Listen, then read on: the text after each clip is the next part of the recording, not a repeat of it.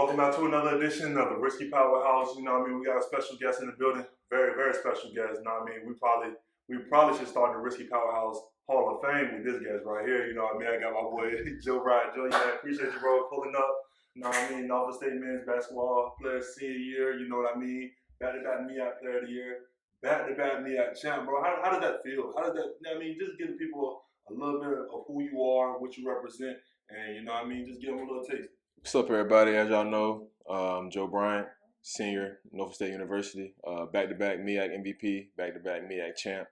You know, I'm just trying to make a name for myself, just trying to follow my dreams, going to the NBA.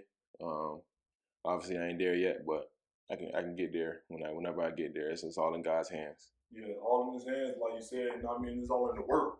You know what I mean? Once you trust your work, you bet on yourself. You know, take risk. Like I said, go back to the Risky Powerhouse. You know, the Risky Powerhouse is all about being willing to take that risk, to bet on yourself, to get to that next level, not knowing what's on the other side of that door, but making sure you walk through it with confidence, betting on the work that you put in, betting on the work that you know you're gonna continue to put in day to day to get better, you know, to be the best version of yourself you could possibly be. I'm trying to get y'all the best version of these videos I can get, trying to get y'all the best guests I could possibly have, trying to bring quality in every aspect. So, you know, it's the same thing with basketball. You just applying it to a different thing. So, yeah, you feel me? So, like, what's some things that drive you and motivate you, you know what I mean, outside of just, you know, making it to the league? That's the dream. But what's the drive? You know, just trying to get my mom and my family out the hood. You know, I've been staying in the hood all my life. Obviously, there's more to that, and I'm trying to explore more. So, you know, that's the main thing, just trying to get my family out the hood and just trying to make some money for myself. Yeah, speaking of hood, bro, I'm from Tower Park, Hope Street, 1102 Hope Street. If you're not familiar with Hope Street, Norfolk, Virginia, y'all should probably go by those parts, man. Y'all will really get a true understanding of exactly what I embody as a person, what molded me, molded my drive, molded my passion. You know what I mean? There's a lot of pride out there. Sometimes it's pride in the wrong things, but it shows you how to be proud about something that you're a part of. You feel me? So, you know, for the people people from Norfolk, you know what I mean, exactly what hood you from, you know what I mean, we represent where we from, you feel me? So, Yeah. So where you from in Norfolk and all of those things? Well, I'm from, you know, Berkeley and Huntersville. I stay in Berkeley, but, you know, I played rec league ball in Huntersville for the Pacers and No Show. I played football for Huntersville Wolverines. So, you know, I'm from South Side and, you know, Uptown. So, you know, I know it's a lot of beef there, but it ain't a beef for me. Yeah, man, and it take people like you know, shining a light in those areas. You know, it take a bright star. It take a person that removed themselves for the betterment of the next kid coming behind them. Like, you being an instrument for people to see that, you know, maybe it's not worth it. You know what I mean? Mm-hmm. We got dudes that put on for both sides, and he actually doing the right thing, and it's working out for him. You feel me? Some people that try to do the right thing, and they just can't get it off the ground rolling, they lose motivation, and we never hear about them. But there's some people who do get to the other side, and you can be that instrument for kids, you know, that's out there toting, you know, to put that thing down. You know what I mean? That's thinking about doing something, and they think, like, they come across some stuff like, dang, bro from over there, I bang with bro, so because I bang with bro, I don't want to be disappointed in that. I ain't gonna make this move. You feel what I'm saying? So like, people really watch us, bro. Like, just me going to college and graduating, it was people congratulating me as if like I started like a multi-million-dollar company when I graduated, in a way that they were just happy to see somebody successful or do something right. You know what I mean? So in a larger way, bro, you that gym, and even if you don't feel it day to day, it's people watching you, bro. So I need you to know that every day in your grind, every day, it ain't in vain, bro. It ain't in vain for sure. Appreciate it. Like you said, man, graduating in Norfolk, man, it's a big thing because a lot of people don't never see that opportunity. A lot of people never get to that opportunity because they do other things, like whether it's bad or whatever. You feel me? So, you know, like graduating high school is a big accomplishment for anybody. Yeah, for sure. And yet alone college. When I graduated college, like I mentioned, people were calling me like I just, you know, founded a multi-million-dollar corporation, and like I already made it, and I just got to the first step that's gonna propel me and put me in a position to go and chase that success that they were congratulating me for. Like, they don't understand that, you know, this is just the first step. This is just the beginning. You know, this is just how I bet on myself so that I can get to that next level. and things of that nature. But you mentioned, man, playing rec ball for the Wolverines. You mentioned No Show. I remember No Show was running through things, bro, back in 2009, 2007. Yeah. I remember those years, No Show, and I played for Downtown Eagles, so you feel me? That ain't last long, but I got a couple of rec ball years in, and those years is what kind of mold you to your era of coming up in Norfolk. You know, you going against all these guys over here and over there, y'all building up y'all teams in the off season, you know, getting the conversation going amongst the middle schools, and once you get to that level, you know, you start to grow into the city. Now you're a part of the city, you know, okay, those dudes over there, they deal with them. Those dudes over there, they deal with them. They go to Lake Taylor, they go to Azalea, they go to Ruffner, or whatever the case may be. Once you get to high school and stuff, you know, you're at Lake Taylor, you're from Southside. Lake Taylor is flooded, you know, throughout the Southside. So how was that, you know, getting to Lake Taylor, you know, being an athlete, trying to take that next step, trying to be disciplined, you know, with all of that stuff going around? It opened my eyes to a lot of stuff. Coming in as a freshman, you never know what you're gonna expect. You can expect anything. When my first day in Lake Taylor, it was fights on every floor, and I ain't never really seen that. You feel me? Because my middle school year I went to Blair, so you know Blair was kind of modest, kind of you know. Right. And going to Lake Taylor is a whole flip to that. You know, Lake Taylor's kind of hood, so just trying to adjust to that. But as I got older, I follow a lot of guys that came there before me, and they gave me a lot of mental nuggets I can use as I progress in high school and going to college. Yeah, so going getting to Lake Taylor, you know, you met a crossroads where you know you had to make a large decision in life. You mentioned you played for the Wolverines, you played football for the Wolverines outside of the basketball thing, and you know you was a two-sport athlete. You know you were confident in both. Definitely felt confident that you could make the noise in both, and you wanted to explore both sports so that you know you can have opportunity in both in case one didn't work. You can be more versatile, you know, coming out of high school, and I can understand that perspective. But you know, you had a coach that had a program that was a high level program. So I want you to go into you know that conversation that we had, you know, about the coach and how he demanded more out of you, and how you know you went with your own gut feeling. Yeah, man. Like I said, you know, I played basketball and football.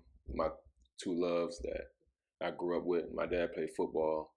My mom, she played basketball in high school and college and overseas and stuff. So I was kind of used to those sports. You know, I try to not let all my eggs go into one basket. But sophomore year, summer going my sophomore year, I was going to workouts for football. We had one-on-ones. A lot of college coaches would come because we had some stars that were either going to that college or they had offers from that college. Yep. And also around that time, I was playing AAU basketball for Boo Williams, so you know I was traveling a lot, but I never missed no football workouts or anything. So, but like you said, I had a football coach that didn't really like me playing basketball as well as football. So, you know, I just had to make a big time decision, and I kind of stuck with basketball. I always feel like I could be that one that made it in football, but obviously God had different plans for me. I still thank God He blessed me with basketball, the basketball talent that I have now, and it obviously paid off. So you know, that means a lot. My family, they never lost sight of my basketball talent. They always been by my side through the ups and the downs that I had not playing football, because they know I love football a lot as well as basketball. So, you know, just by them being by my side, it never made me lose sight of my basketball talent. Never wavered the confidence, and that goes back to you know what we mentioned about the pride. Sometimes people have pride in the wrong things, but a lot of times people have pride in the right things because they validate their feeling of wanting to do more. You know what I mean? And that was kind of what that was with you, where your parents, you know, they kept that pride in you. They kept that push, like, you know, we know you want to play football, you can't, but this is what you need to do in basketball so that you can push through that hurt feeling that you have right now. This is how you get through that. And you know that kind of probably took you to the next level mentally, because it happens in your mind first before you can put it it on out of your body. You know what I mean? It happens in your mind. You believe.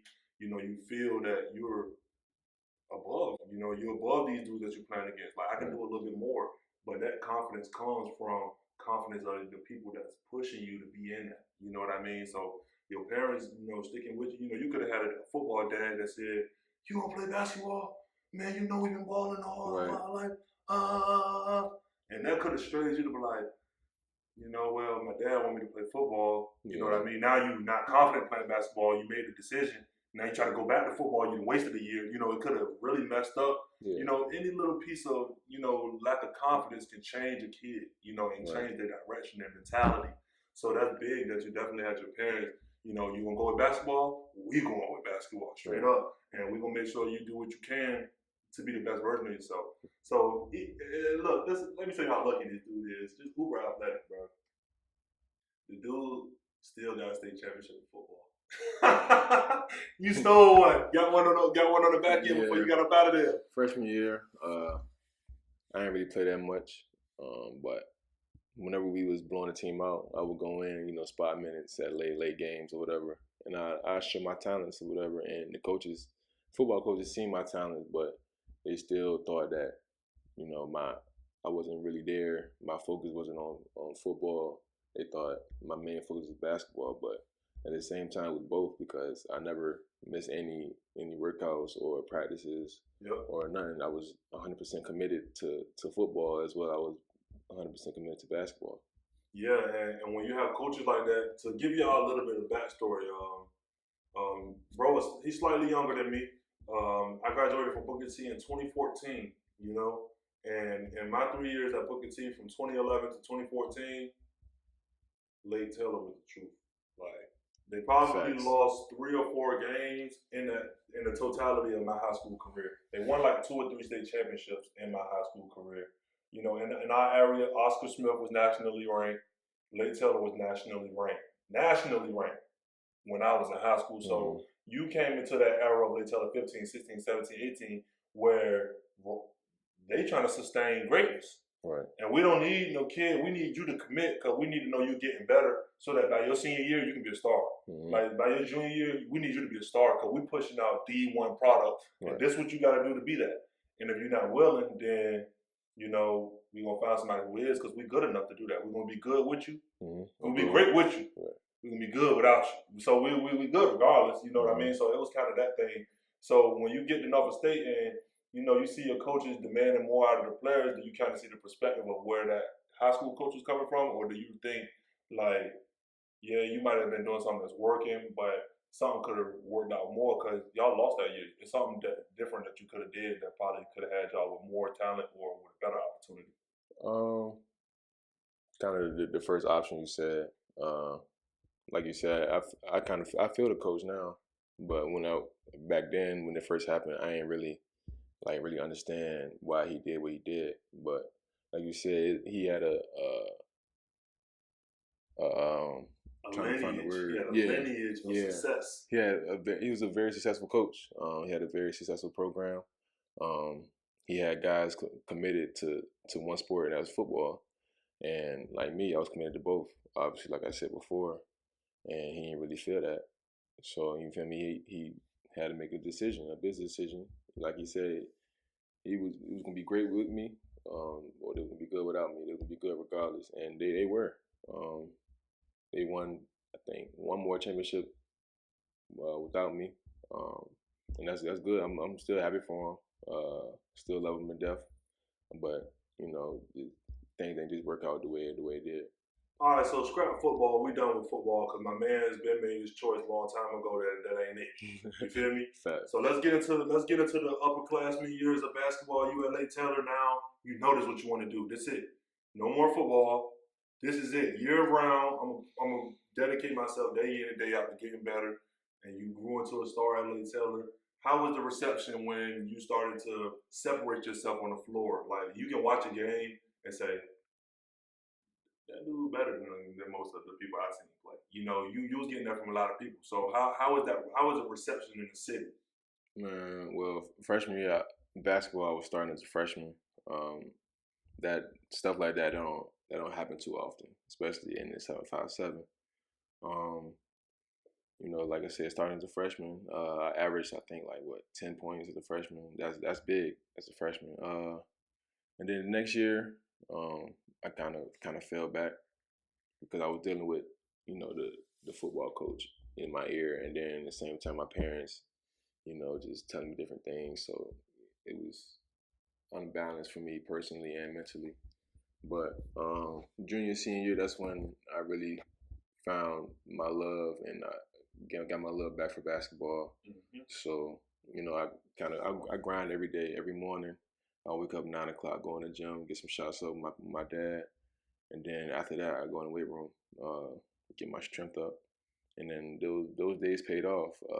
I ended up getting an offer from Hampton, and then I ended up getting an offer from Norfolk State. So, you know, a lot of big decisions had to come up soon, and then I ended up committing to Norfolk State, which a lot of people didn't like because they thought I should have, you know, got out of Norfolk or you feel me, a different state, different area. But you know, at the end of the day, that's what I wanted to do, and I didn't let people get in my head. Yeah, confidence. The same thing with the football coach. Look, what you gonna do, son? I need you right here.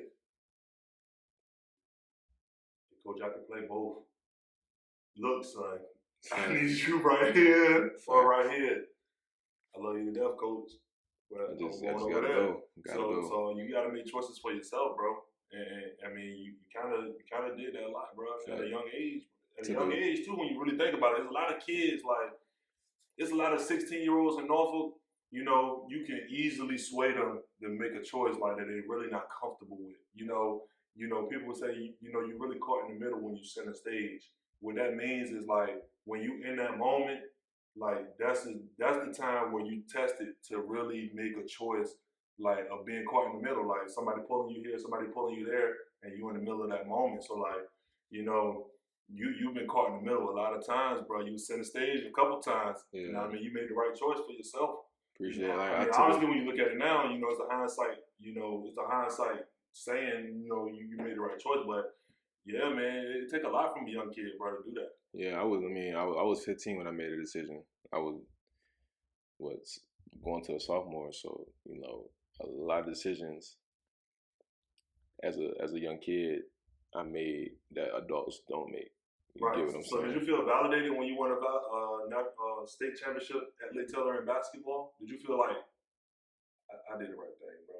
Yeah. Or did you like, I would have won it in football, I would have won it in basketball. I mean, either way, I would have won. Did you feel like our football team was good? I could have won that way. I would have been good. Our basketball team, I was good. Did you feel good either way, or did you feel like making this basketball choice is the reason why we're here now? You know what I mean? I mean, egotistically, I feel like if I still played football, I'd have been a man. But I did make the right decision because I'm here where I am now. Right. 2-time MEAC MVP, 2-time MEAC champ. A lot of people don't make it this far in life, and especially in Norfolk. A lot of married people don't get this many rings. You know what I mean? There's a lot of married people that don't get this many rings. You know what I mean? They only see one. You know what I mean? You got enough for a hand, dog. You got a football joint, high school. You got a couple of college joints. You got your high school basketball joint. You know what I mean? You find you a lovely lady, you can slide one of them over, bro. Your whole jump ringed up. You feel me? All right. We can be all right. Locked in that regard. Locked in that regard. Locked in that regard. Hey, look, dog. But no, that was when we push it through Lake Taylor, bro. You get your state championship. You graduate big time, bro. That's big and all. Like we said, a lot of people stray away. A lot of people 15, 16, 17, they do dumb stuff like clearly the wrong decision, you know, and they see where that decision gets other people, and they still do the same thing. Yeah. Like, I just don't understand, like, how people kind of get influenced. But, you know, like I said, a lot of people, I commend you for a lot of your decisions, because even though it seems simple, it's difficult for a lot of people. Like, some simple stuff is difficult for a lot of people. And you know, you get through Lake Taylor, you graduate, you know, you push up to Norfolk State, now you wet behind the ears all over again. You got to do this all over again. You just did it with basketball at Lake Taylor. Now you got to start at the bottom, 8 minutes a game as a freshman, playing spot minutes. You know, y'all up at 30, you still got to play like a 0-0. You got to play like y'all down 30s because you're trying to earn the coach respect for the upcoming season and stuff like that. So how frustrating was it to, you know, be working as hard as you can in practice every day, you know, doing your 9 a.m. grinds, you know, you're getting into the lifestyle of how to maneuver your schedule for college, and you only get 8 minutes, bro. Man, that's just the sacrifice you got to make. In college, it's gonna be guys that's better than you. It's gonna be guys bigger, stronger, faster than you. You just gotta do what you gotta do to stay on the court. You know, freshman year I had some guys. I had upperclassmen that was better than me. I'm gonna keep it 100. But you know, coach seen something in me that I didn't see in myself, and he took a chance on me. And you feel me? I appreciate him for taking a chance on me, and it got me where I am today. Facts. I mean, everybody gotta, you know, have a lost confidence or you know, gotta have a belief, a faith, a certain level of, you know, stick-to-itiveness to go with somebody and just say, you know what, till the wheels fall off. Like, we got 4 years to make this thing work. Like, for real, we really don't got 4. I mean, we got till next year, and you know, if things go right next year, we'll get to the year after that, and if things go right, we'll get to the year after that. Sometimes year 2, you got to make a decision on the kid that you just told 2 years ago. Like, I know I told you this and that, but I got this other kid that's just as good as you are right now as a junior. You're a junior. I got this freshman that's just as good as you, bro. Like, business decisions. I got this other coach though. I got this other coach that can put you on here and there. I can try to make a decision. I can try to help you get the next step. But your next step ain't here. You know what I mean? Like, some coaches got to make that decision. So, you know, I know you probably got like a profound respect for your coach, bro, because he stuck to you, bro. You won Player of the Year. Yeah. You had to be a role player, grow into a starter, then grow into a Player of the Year, and then grow into a validated. You know what I mean? And the coach would value every step of the way, bro. That's big time. Every step of the way. At the end of freshman year, everybody, all programs have a exit meeting. About what's your goals for next year? What's your goals for next year? About season and all that stuff. Right. He told me, he was like, I know you didn't play that much this year. You know, things didn't go the way you wanted to, but next year he seen something in me. He told me to stay, honestly, because I was thinking about leaving. I mean, all freshmen think about leaving, especially when you don't get the time that you want. Go somewhere that's gonna play you 40 minutes a game. Right. But one thing about it, you said you had upperclassmen that was clearly better than you.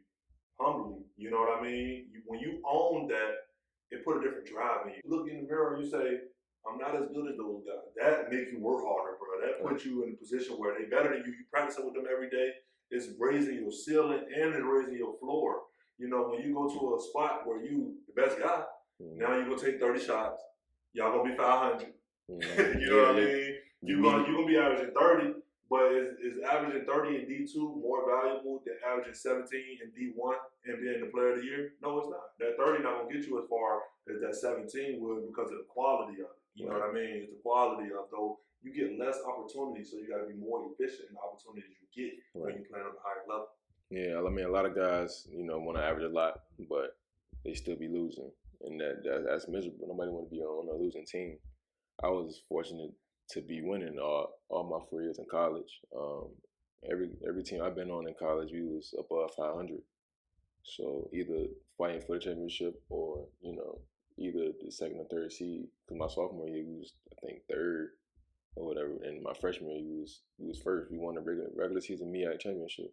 So, I mean, a lot of guys, they don't take that chance on being patient. Yep. And winning cultures, you know, they got to get your mind, bro. I'm going to keep talking about it. It got to happen to your mind first. Your freshman year, you know, you said, you know, you came in early. You know, the first couple weeks of school is like a flurry because everybody in your face. You know, everybody trying to get a tab. Everybody trying to, you know, get ahead, parties. Oh, I'm in college now. It's up. You know, whatever. So once you get through that, you know, once you get through that wall and you start to see once it slow down, these same 10 people hang out right here every day. They don't ever do work. Like, they don't ever work towards anything except being a college kid. Like, outside of being a college kid, what value do you bring to a college campus? And you start to find that out about a lot of people after that first month. That first month is parties, everybody lit, Everybody You know what there. I mean? You talked about getting through that first month. You said that month was kind of a flurry before you started to guide towards the upperclassmen on the team. How was that month for you? I know it was fun, but what did you learn once you look back at that day at fun? That mommy and daddy ain't gonna be there for you. You feel me? Get up for Yeah, they time of school. ain't none of that. You gotta get up on your own. You feel me? You gotta set your alarms on your own. You ain't got mommy to wake you up in the morning, go catch the bus. You gotta wake up 8 a.m. for classes.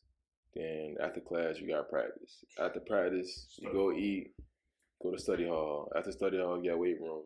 At the weight room, you might got film. You feel me? Every day is something different that you got to do to get through the day. And I'm blessed to have guys that I looked up to, like Diesel, to help me get through college. And a lot of guys don't have that, and I'm blessed to have that. Yeah, if y'all didn't check out my last episode with Stephen Whitley, y'all should check it out, man. That John was a great conversation. But yeah, so you get to your sophomore year. Now we start to push. Now you the young buck. You know, you start to follow these old guys. Now these old geezers graduating. You feel me? You starting to get your opportunity. You know, to be fresh. You know, sophomore, junior year, you getting a bigger role, bigger opportunity. COVID hit, instability in the schedule. You know, y'all went through a lot of trials and tribulations in your middle years. It was like the world, literally, you could say it was a different world, literally. So how was those 2 middle years? You know, the first MEAC player of the year and your sophomore year when you was just starting and, you know, you were just getting out there, bro. Yeah, man. Freshman year, like I said, I had people ahead of me. They transferred the next year, so that opened some minutes up for me, and I took full advantage of it. I ended up starting all 30 games that we played. They missed no games except for, you know, senior nights. Everybody got to start. All the seniors got to start. So I ain't start that game. But and then COVID hit. We couldn't. I mean, we honestly had a team to go to the NCAA tournament. I could have been back to back 3-peat. But like I said, COVID hit. COVID had other plans for people. And then junior year, you know, we won the MEAC tournament. It was a lot that happened. No fans in there. We had to get tested every day. It was too much to even explain that most non-athletes don't understand what athletes have to do. It was just a lot, bro. Like, I had caught COVID last year and I had to quarantine for 2 weeks. 2 weeks, no, 2 weeks doing nothing. Just in there, just gaining weight, eating, just trying to stay healthy, trying to get back ready to go see the outside again. Yeah. So it was just a lot going on.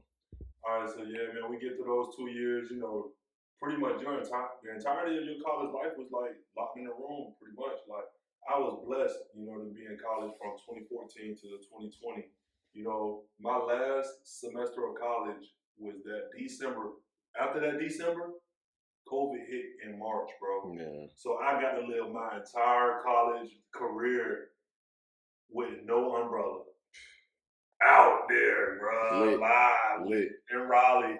Now, it was a good time, though. It was definitely a good time being in the band, you know, collabing with other bands in North Carolina, the state with the most active HBCUs. You know, we traveling campus to campus, Livingstone College. We going to Elizabeth City University. We going to Winston-Salem State University, Johnson C. Smith, North Carolina. Central was 30 minutes away, 20 minutes away.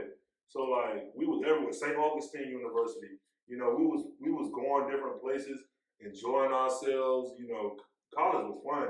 And the good thing about my circle of friends, you know, y'all seen DJ Flight. Y'all should go check that video out if y'all have. I'm gonna plug here one of these. My boy DJ Flight. He had a company when we was in college. Naeem Wilkins. He had a company when we was in college. And we all, you know, I explained to y'all, you know, the game of scholarships. You know, how you should use your first year to leverage those loans that you took out so that you can take your second year to pay back those loans, and then you can get paid to be in college for your third, fourth, and maybe fifth year if you need it. Right. You know, and paying yourself to pay them, because they're gonna take your money regardless. So you might as well take advantage of them. Like run up that financial aid, bro. Get them academic scholarships and those grants because you can get 20 bands. You can be paid 20 bands a year to go to school. For sure. Like 15, 20, 12 bands in your pocket cash. So if y'all not educated on that, man, y'all should start having those conversations with other people and y'all can really run it up at any institution. Any institution you can get accepted into, you can get paid to go to that school. You know, it's just a matter of leveraging your mind. And a lot of people not aware of that. But yeah, man, your college career was lived in a box. You know what I mean? Your second and third year, which is probably pretty beneficial for the focus aspect of, you know, staying down with the grind, you know, ball and all of that stuff. So coming out your senior year, you know, they tried to lift the COVID stuff a little bit, but it was a lot more free. The campus back, you know, the band back on campus, football games, stadium, energy. How was your senior year, bro? Senior, so it's lit so far. I feel like you said, the football games. It's good seeing people in the stands again. It's good seeing the band. Active, good. I mean, homecoming was fun until it started raining, but I mean, we enjoyed it. I feel like. How was Eccles, bro? Eccles be jumping. Eccles be jumping every time. But I mean, the last few it wasn't that good. I feel like, but other than that, Eccles be jumping. Eccles be jumping every time. So if you ever want to come to Eccles, man, come to Eccles, bro. I promise you, you're not gonna disappoint. Check the game out. Yes, like I said, man, from Booker T, bro, we right across the street from Norfolk State, so I got plenty of friends. Bro, I done been through Norfolk State. I done been through, bro. Hampton, man, college was fun for me. If y'all young man, y'all don't plan on going to college, y'all should really second guess that opportunity. What college is, it's an opportunity in life that you're not gonna ever get again once you pass this age that you're at, bro. College is a vacation in a way that you only have to focus on one narrow thing: schoolwork. Thanks. They provide housing. They provide food. Mm-hmm. They provide. You're never gonna be in a social umbrella like college ever again. You're never gonna look to your left and see 20 people, and look to your right and see 20 more. It's high school with no parents. Thanks. No curfews. It's high school, no parents, no curfew. You can do what you want. Friends everywhere. Like you bored, you can be bored with other people. Yeah. So it's not as boring. It's an experience every single day. So like that's the value in college to me. You meet all of my friends. I got 5 friends, about 5, that I can call right now since college. And all of us building companies. All of us, you know, we got one more. He holding on, but we got one more. We all got families. You feel me? Like we have grown since we graduated together year by year by year. And you meet those lifelong friends, those valuable relationships that can take you to the next level after college when you're there. You know, if you graduate high school and you go get a job as a telemarketer, you start bringing in fast cash, you go get you an apartment, get you a car. Like how can you elevate 5 years from now? Ask yourself that. How am I elevating in 1 year? How am I elevating in 3 years? How am I elevating in 5 years? And if what you're doing today is not helping you 5 years from now, you need to start reevaluating what you do. You know what I mean? Because that can then stagnate you. You feel me? So like you doing, you working towards the next few years, and that's valuable, bro. Like anything you can do that helps you half decade from now, that's what you need to be doing. So yeah, you're right. You basically said everything. It's gonna be people that you might not ever see again. It's gonna be, like you said, lifelong friends, connections. All colleges is networking. You're gonna meet people that's the same major, people the same age, same birthday month, and you can click just like that.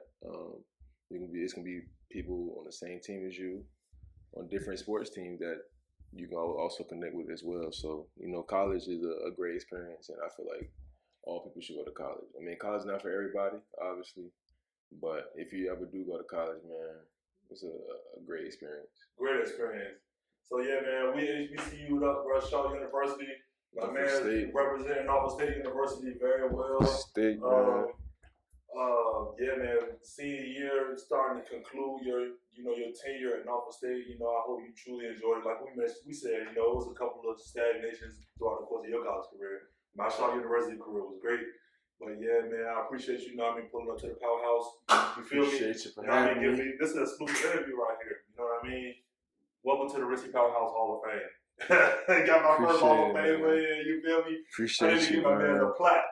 Appreciate you. But seriously, man, we got Joe Bryant Jr., man. We're not gonna hold y'all much longer. If y'all made it this far in the video, y'all should definitely leave it a like, drop a comment, show some love for my boy, subscribe if y'all new. And yeah, man, back-to-back MEAC Player of the Year, back-to-back champion, Lake Taylor High School state champion, basketball and football, Norfolk legend, truly a Norfolk legend, man. Put some respect on my man's name if you have it. And make sure y'all get this video out. My man needs exposure for real. That's the purpose of this. This is all for exposure because, put in a lot of work and somebody got to put in work from the outside for you. You know what I mean? And somebody got to put in that work to get you to the next level. It might be somebody in Turkey somewhere that worked with the Oklahoma City Thunder or something and know a plug there or here that can benefit something. So, it's all about getting those voices talking. You feel me? And that's what the Risky Powerhouse is all about building a brand, building a following, and bringing on these other brands and getting everybody's brand out. You feel me? So yeah, man, like I said, I appreciate you coming on the show. You know what I mean? It means a lot to me, man. You really don't know like how much you probably sell, you'll sell the platform with this one. You feel me? Appreciate you for having me, bro. My man's, Norfolk State putting on for the city. I gotta put on for anybody that put on for the city.